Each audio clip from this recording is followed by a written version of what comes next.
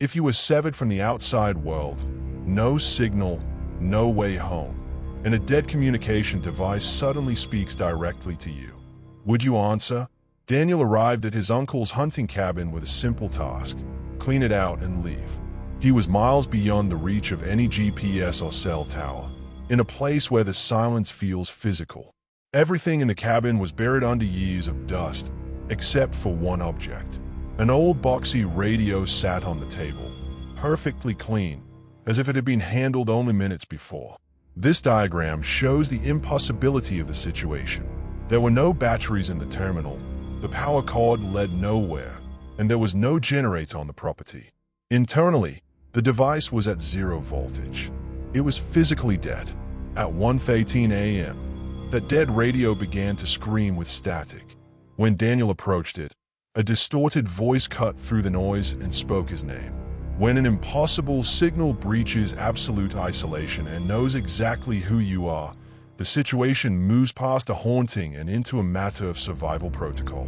We can analyze these events through a predation protocol, a tactical siege beginning with disorientation. The radio issued a specific instruction: don't go outside.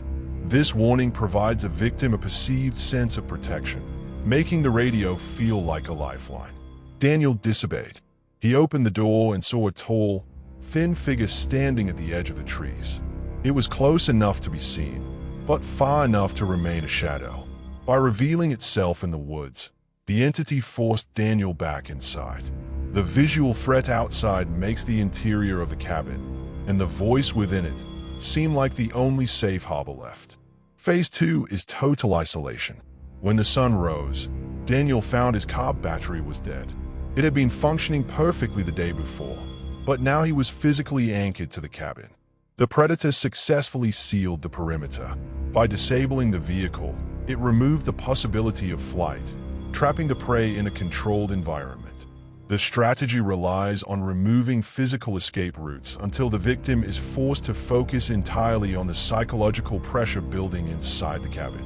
On night 2, at exactly 1:13 a.m., the radio's voice became perfectly clear. It warned Daniel that the thing from the woods was moving closer. Crunching leaves circled the walls.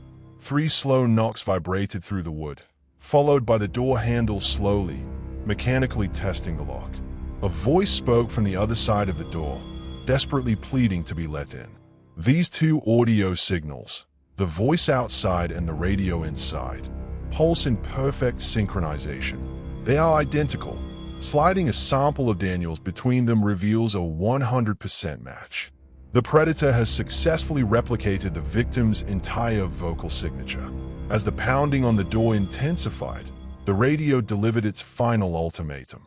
If you open that door, you let it in. The trap exploits human empathy by presenting a choice between 2 versions of the same self, the one screaming for help and the one screaming in fear. It is designed to make the prey unlock the door from the inside. Daniel survived by choosing absolute paralysis. He didn't speak, move, or respond to either voice until the sun came up. In the morning, the cabin was silent. Outside, a single set of footprints led directly to the door, paused, and walked back into the forest. As he prepared to leave, the radio broadcast a final calm message: "You made the right choice." Months later, Daniel uncovered the records of his uncle's death in that same cabin. While the official cause was listed as a heart attack, the details suggested a far more complex struggle. Local accounts described the uncle talking to the radio for days on end, engaging with the voice and treating it as a companion. Neighbors miles away reported hearing screams on his final night, and a broken radio frequency caught one last transmission from the cabin. "It sounds like me." An apex predator doesn't need to break down the door. It only needs to learn your voice well enough to make you open it yourself.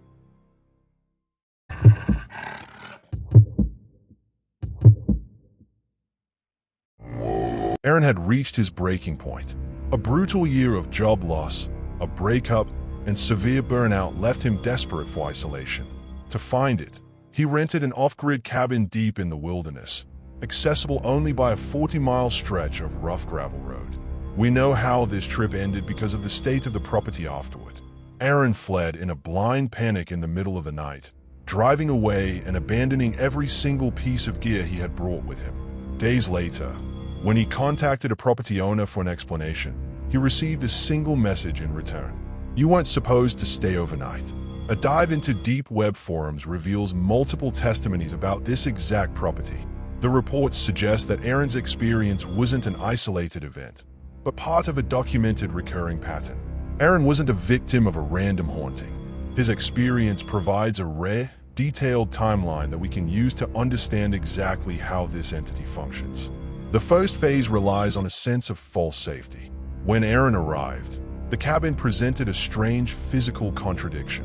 The exterior wood was dark and weathered, and the windows were highly reflective, yet the interior was impossibly pristine. In a structure this old and this remote, dust and decay are the baseline. The lack of any organic debris inside suggests that the natural state of the forest is being actively kept at bay. The second phase begins with a suppression of the environment. As night fell, Aaron noticed a complete absence of sound. The wind stopped moving, the insects vanished, and wildlife calls ceased. Then came the first physical contact. 3 slow, deliberate taps hit the exterior of the cabin. The sound didn't come from a logical entry point, like a door or a window, but directly from the solid wall. This forces a reaction. By tapping on the perimeter, the entity tests the occupant, tracking how long it takes for someone inside to respond to an external threat. Aaron took the bait. He grabbed his flashlight and stepped outside into the dark, finding nothing but empty space between the trees. But the entity had achieved its objective. When Aaron turned back, a window he had closed moments before was now wide open. This initial night serves a purpose. It demonstrates that the cabin's physical boundaries are an illusion, and that Aaron's belief that he can lock himself away is entirely misplaced. The next morning, the situation shifted to direct observation. While exploring the nearby woods, Aaron discovered a fresh set of unidentifiable footprints outside the cabin. This diagram illustrates the bizarre footprint pattern. They circled the cabin in endless, overlapping loops, hugging the exterior walls. As we pull back, notice what's missing. No trail leads into the woods, and none leads away. The tracks only exist immediately surrounding the target. The encounter reached a climax during the fourth phase, the inversion. This occurred on the second night. Precisely at 2:17 a.m. Aaron didn't wake up to a sudden noise. He woke up to the distinct physical sensation of being watched. He opened his eyes to find a tall, perfectly still silhouette standing right outside his bedroom window. It had no discernible face, only a shape. Panic set in instantly. He grabbed his phone to find he had no signal, and when he looked back at the glass, the figure had vanished. This triggered the final trap. Adrenaline pushed Aaron to rush outside to confront the intruder, but when he turned around to go back inside, the heavy cabin door was completely shut, locking him out. Standing in the cold, he listened to the sounds coming from inside the cabin. Slow, heavy, dragging footsteps echoed through the rooms he had just left. Breaking in was never the objective. The entity lured Aaron outside so it could take his place inside the structure. Aaron sprinted to his car and drove off into the night. He left all his belongings inside, realizing that survival required him to abandon the property entirely. The testimonies from the deep web forums provide the context for why this happened. The community identified a specific logic governing this entity's behavior. One forum user summarized the entity's motivation this way: "It doesn't like being watched, so it watches you instead." This points to a territorial drive. The anomaly acts as a displacing force, using constant observation to make the environment so hostile that the intruder is compelled to leave. Aaron sought out this cabin to escape the noise of human society. He went looking for a place where no one was looking at him, and walked into a trap designed to do exactly that. Venturing completely off the grid removes you from the people, but it makes you a primary focus for the things waiting in the silence.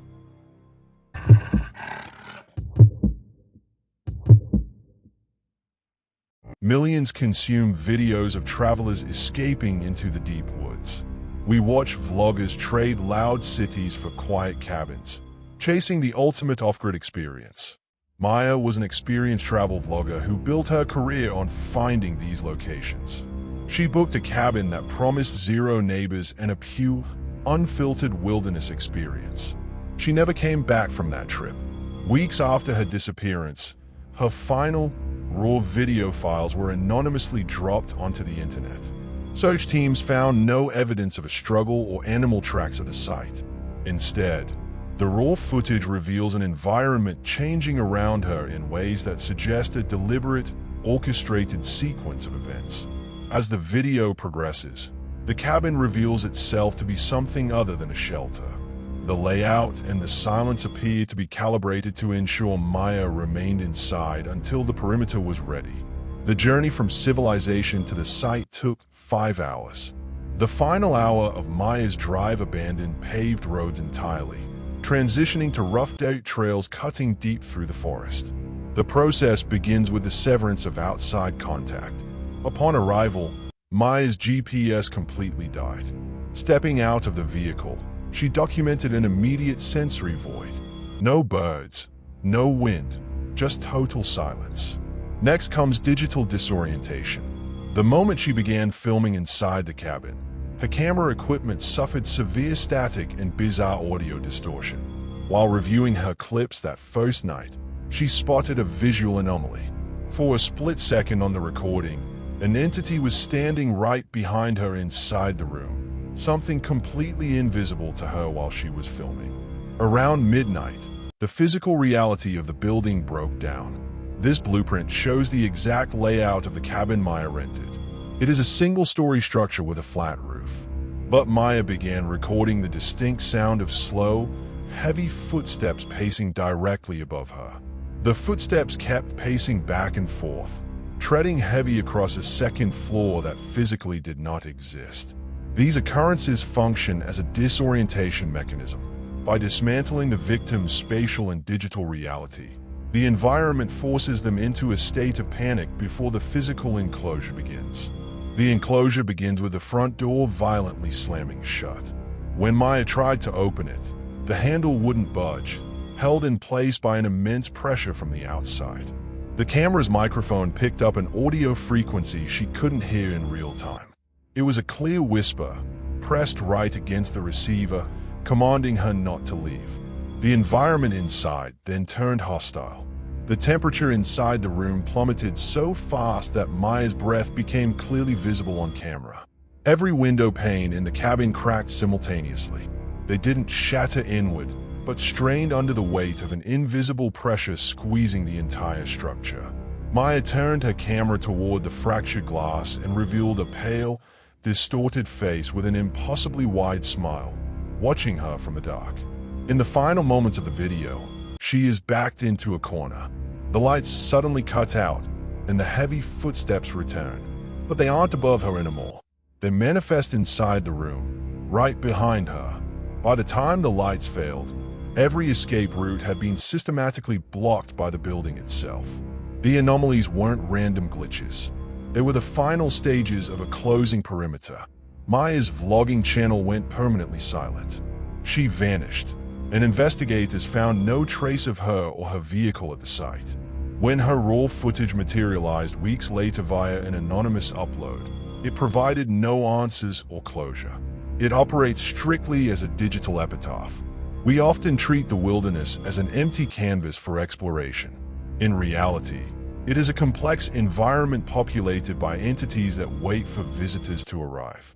The original rental listing for the cabin was pulled, but it continually resurfaces online. It hides under different names, but it always displays the exact same photos and GPS coordinates. Our cultural desire for untouched aesthetic isolation makes us the perfect target. We literally book our own entrapment, walking directly into the path of ancient ambush predators disguised as prime real estate.